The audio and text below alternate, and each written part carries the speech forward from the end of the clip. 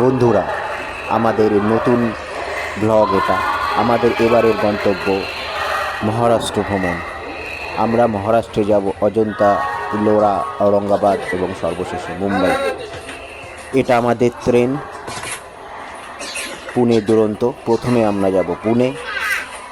আমরা সকাল সকাল পৌঁছে গেছি আমাদের ট্রেনে, ভোর 5:35-এ। এটা আমাদের কোচ। আমাদের যাত্রা শুরু হবে একটু পরেই।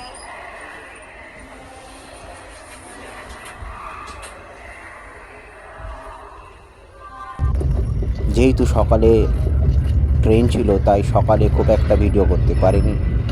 যখন আমরা ঘুম থেকে উঠলাম তখন মোটামুটি ট্রেন উড়িষ্যা ছত্তিশগড় সীমান্ত সংলগ্ন এলাকায় পৌঁছে গেছে। এখান থেকেই দেখুন একটু ট্রেন এবং ট্রেনের বাইরের জানলার দৃশ্য। অনেকটা সন্ধেবেলার মতো হয়ে গেছে, আকাশও মেঘাচ্ছন্ন। ট্রেন দিয়ে পাহাড় দেখতে দেখতে আমরা চলছি। আমাদের প্রথম গন্তব্য পুনে, সেখান থেকেই আমাদের যাত্রা শুরু হবে।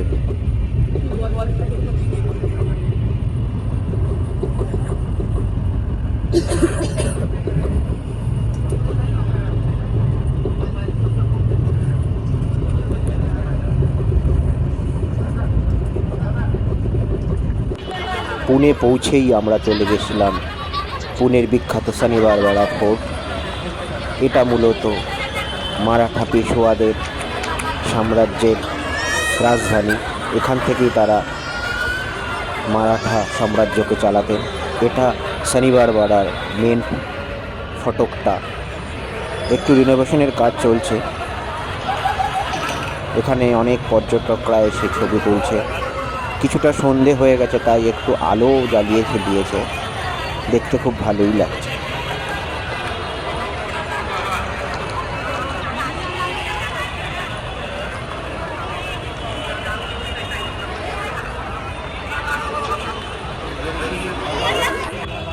এখানে একটা পেশোয়া বাজিরাওয়ের অশ্বের ওপর চড়া মূর্তি আছে, সাথে ভারতের পতাকাও উড়ছে। দেখে এই দৃশ্যটা আপনাদের খুব ভালো লাগবে।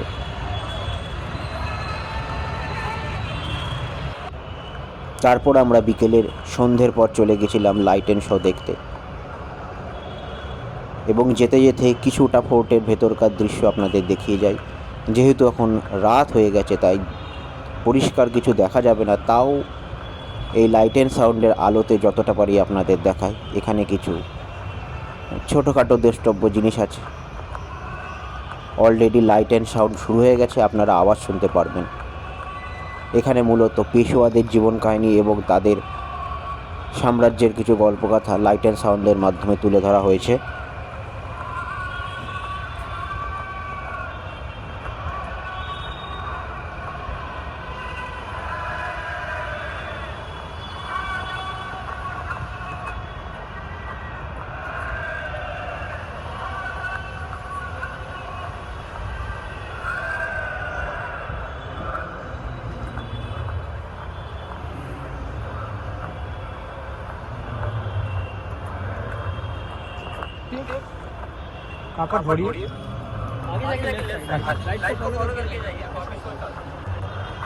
এখানে একটা স্টেপ ওয়েল আপনারা দেখতে পাচ্ছেন।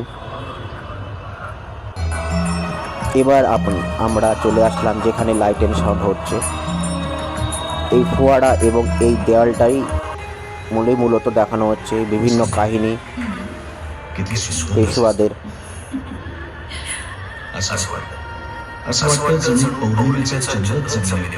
এখানে হিন্দি এবং মারাঠি ভাষায় শো হয়। আপনারা দেখতে পাচ্ছেন মাস্তানি বাইয়ের নৃত্যশৈলী।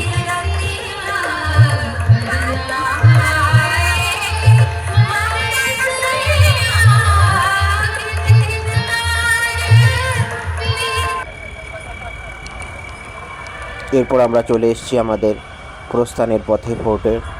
সেখান থেকে আমরা যাব পরবর্তী গন্তব্য এই গণেশ মন্দিরে, ডাগরু শেঠ গণেশ মন্দির।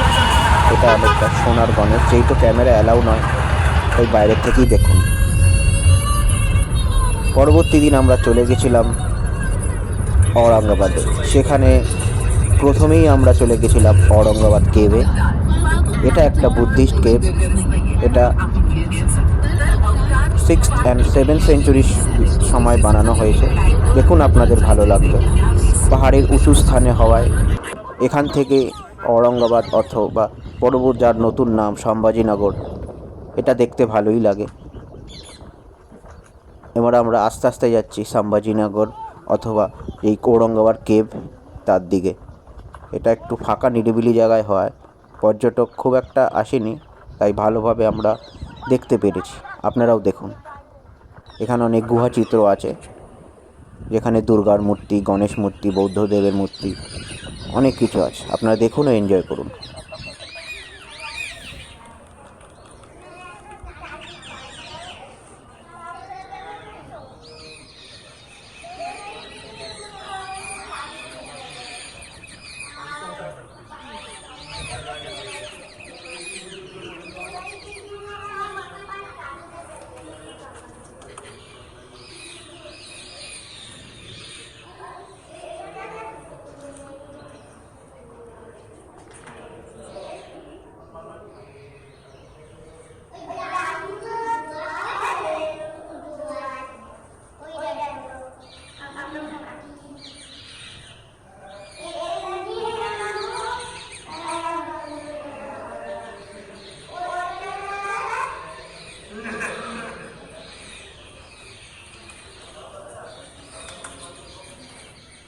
এখানে একটা গৌতম বুদ্ধের মূর্তি আছে। আমরা অনেকটা গুহার ভেতরে যাওয়ার চেষ্টা করলাম। এখানে একটু অন্ধকার আছে।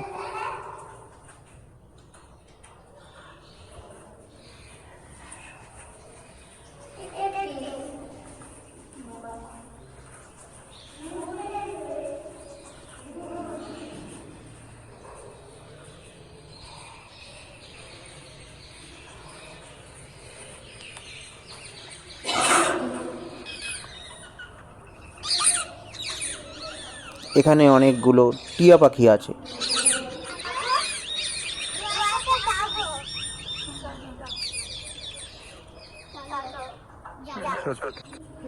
এখানে বড় গুহাটা বাদে অনেক গুহা আছে, প্রায় 7-8টা গুহা এখানে আছে। প্রত্যেকটা গুহার গায়ে গুহা চিত্র আছে।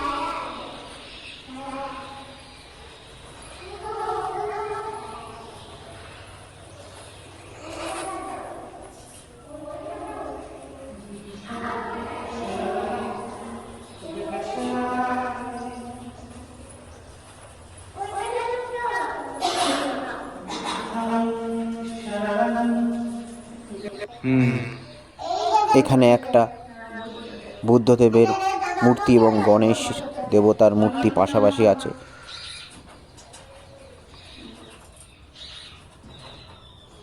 এবং কিছু দেবী মূর্তিও এখানে তার গুহাচিত্র দেখা যায়।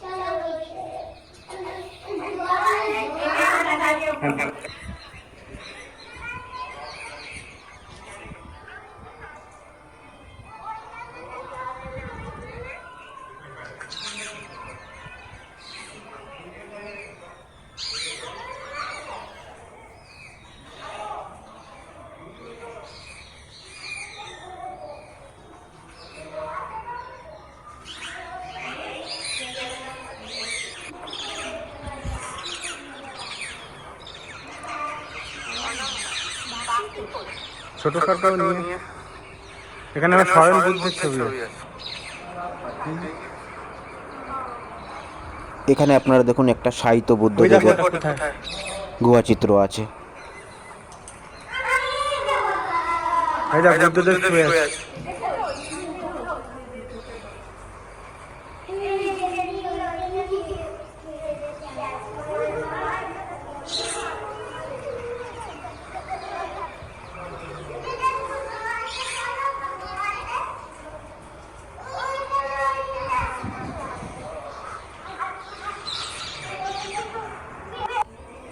এখানে কিছু অসমাপ্ত গুহাও আছে, যেগুলো পুরোটা কমপ্লিট হতে পারেনি তখনকার সময়।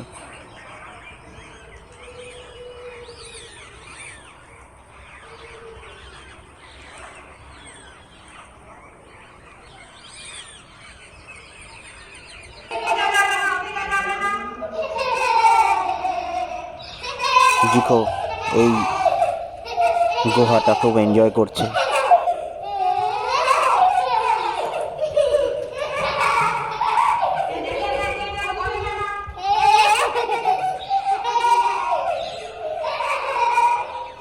চলে এবার আমাদের ছবি তুলবো। তারপরে আমরা চলে গেছিলাম মুঘল স্থাপত্য বিবি কা মকবরা। এটা মূলত অরঙ্গজেব তার পত্নী দিলরাস বানু বেগমের জন্য বানিয়েছিলেন, তাজমহলের অনুকরণে অনেকটা।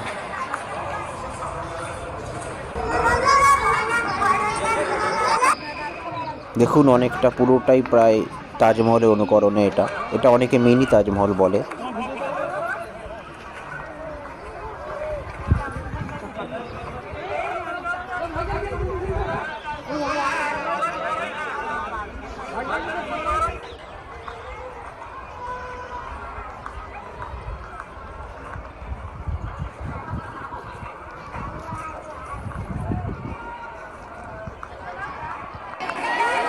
এখানে অনেক ছাত্রছাত্রীরাও এসছেন এই ঐতিহাসিক জিনিসটাকে দেখতে।